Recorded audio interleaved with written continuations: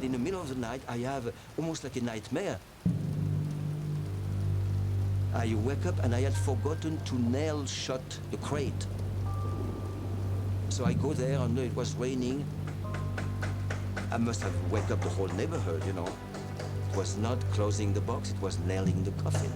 I am nailing the coffin, I see it as that. Why this expression, why this thought? Well, maybe death is now looking through the golden frame of this dream, and now reality is gonna maybe choke me to death.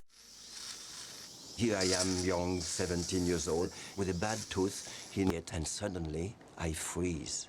Because I have opened a newspaper at a page and I see something magnificent, something that inspires me. I see 2 towers. And the article says one day those towers will be built. They're not even there yet. And when they are, they will become the highest in the world.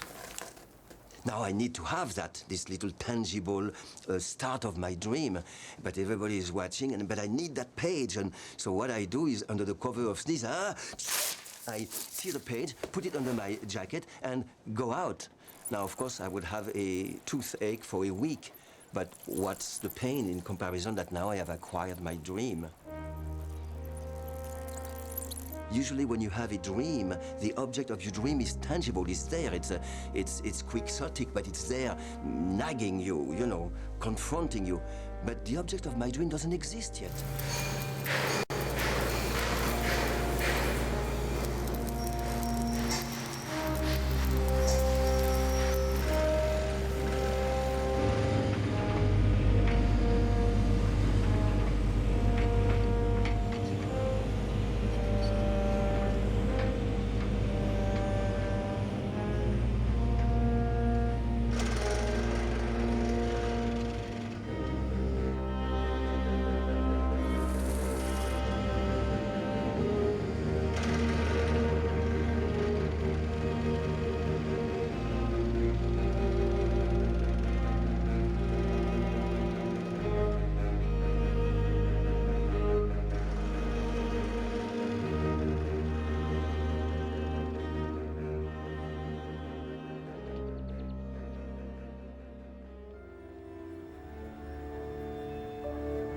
One day he said, I really would like to put a wire on Notre Dame. And first day I thought it was a joke, but in the meantime I knew that there was something a little bit real about it. And then we started to talk more and more about it. And then we started to plan it. It took about a year to find the right way to do it. Jean-Louis m'avait immédiatement dit que c'était illégal, oui. Donc je savais que c'était illégal et c'est ce qui évidemment m'excitait un petit peu. Mais illégal, mais pas vilain, pas laid, quoi. C'était magnifique en fait. Can you imagine you wake up in the morning in the city and all of a sudden you see a highway walker between Notre Dame? It's a dream.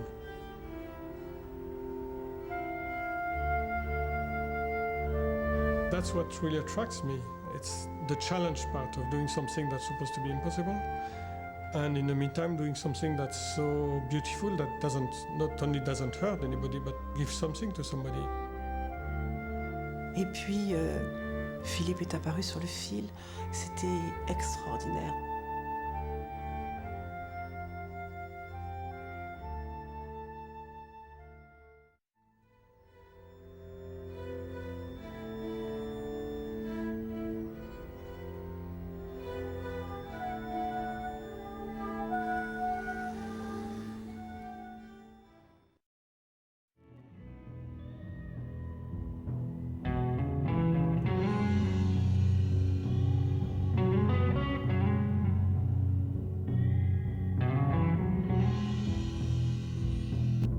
This is the Sydney Harbour Bridge and the traffic was backed up. The police came, of course, within minutes. When he was taken away, I mean, the first thing he did was he picked the policeman's watch. Fleet manages to take the guy's watch off his wrist and hide it in his pocket. Slowly I thought, okay, now it's impossible, that's sure. So let's start working. Here we are, underneath the top of the World Trade Center, under a top. Each time we would hear a noise, it was very hard to tell if it was a cardboard board flapping in the wind, or a guard coming, or a walkie-talkie.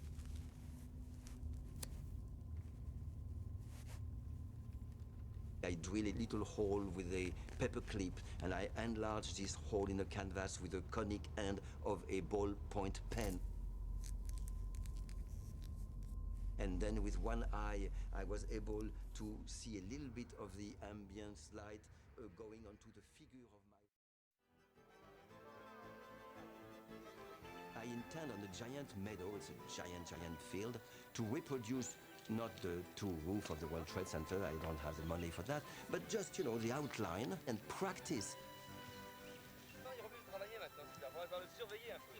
Il voulait mettre un fil exactement de la longueur, de la distance entre les deux tours, et s'entraîner le plus possible là-bas. Even if I miss, doesn't matter. We had I guess it was a little bit of a boot camp or a training camp. Essentially, we spent time there conceiving, designing, trying to work out how to make this thing work from every aspect. Quelqu'un lui a parlé de l'élasticité de la structure et du fait que les tours pouvaient bouger sous l'effet des turbulences, sous l'effet du vent. Alors il y a eu un moment de grosse inquiétude. So I asked my friends to make the cable dance. And here is Mark, the Australian, here's Jean-Louis, Annie. And we would jump up and down on these wires. We'd try and bounce Philippe off of the wire. Non, Qu'est-ce que tu fais? M'asseoir. Voilà. Ah non, c'est pas du tout pareil, Jean-Louis. Moi, j'étais au bord ici, et là, il faut... The World Trade Center was extraordinary because it was 200 feet between the towers. So how do you get a tightrope from one tower to the other? Look what you will see. You like that? We have to find a way to throw something.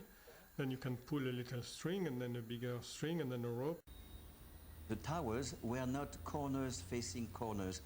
They were askew, which was a problem for me to decide where to put my wire. So in principle, to attach the cable to what I believe were the strongest beam at the top of the roof. And then I'm going to tie the wire to here on the south tower. A cable between two buildings of a long length, it sways, it goes up and down, and there is almost an invisible move, which is a torsion on itself. So what we devise is it's called a cavaletti in the circus parlance. It's actually a guide line that is perpendicular to the axis of the wire, and it goes down to the ground. Even with permission, we couldn't go a quarter of a mile to the ground, plus I needed a pair. Here's one, and here's two. We know they cannot go down. So the solution was asymmetric rigging, which is like this. Here's the first attachment. Each cavaletti had two legs, a short one and a long one. So this is what I decided was the best for the situation. To me, it's really, it's so simple that life should be lived on the edge of life. You have to exercise rebellion. To refuse to taper yourself to rules, to refuse your own success, to refuse to repeat yourself, to see every day, every year, every idea as a true challenge, and then you are going to live your life on a tightrope.